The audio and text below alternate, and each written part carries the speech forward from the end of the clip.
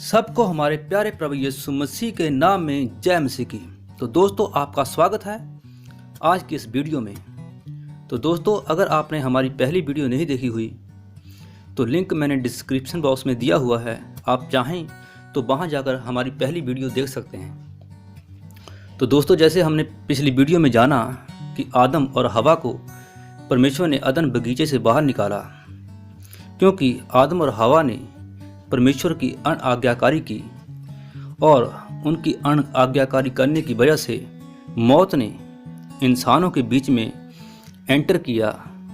जो हवा परमेश्वर ने कहा मनुष्य भले बुरे का ज्ञान पाकर हम में से एक के समान हो गया है, इसलिए अब ऐसा न हो कि वह हाथ बढ़ाकर जीवन के वृक्ष का फल भी तोड़कर खा ले और सदा जीवित रहे। इसलिए जो हवा परमेश्वर ने उनको अदन की वाटिका में से निकाल दिया कि वह उस भूमि पर खेती करे जिसमें से वह बनाया गया था। हालेलुया।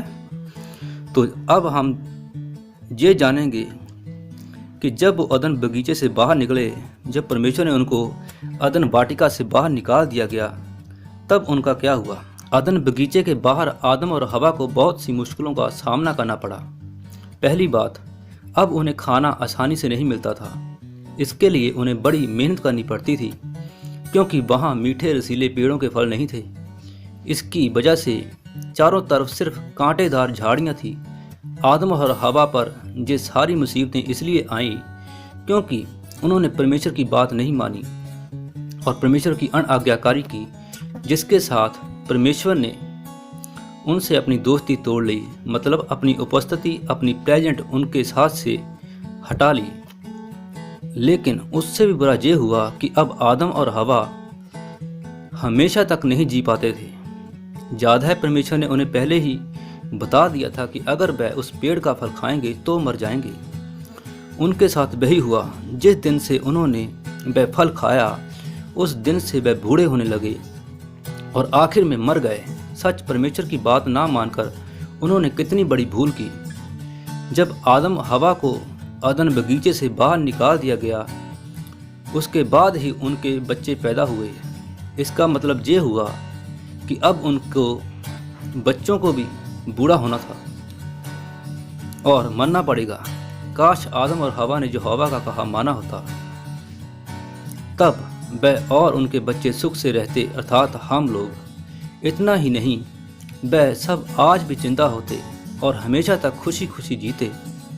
फिर ना तो कोई बीमार होता और ना बूढ़ा, जहाँ तक कि कोई मरता भी नहीं। परमेश्वर चाहता है कि सब लोग खुशी से रहें। वो वादा भी करता है, एक दिन ऐसा जरूर होगा, तब ना सिर्फ पूरी धरती खूबसूरत बन जाएगी, बल्कि सभी इंसानों की सेहत भी अच्छी हो जाएगी, जैसा परमेश्वर ने प्रकाशित वाकया 21:4 में भी कहा है। और सब एक दूसरे के अच्छे दोस्त बन जाएंगे उस दिन। साथ ही परमेश्वर के संग भी उनकी दोस्ती हो जाएगी। मगर परमेश्वर का कहना ना मानने की वजह से हवा के साथ परमेश्वर की प्रेजेंट उपस्थिति उठ गई थी। इसकी वजह से जब उसने बच्चों को जन्म दिया तो परमेश्वर ने उसकी मदद नहीं की। इस वजह से उसे बहुत दर्द हुआ। देखा परमेश्वर की बात ना मानने से क्या होता है।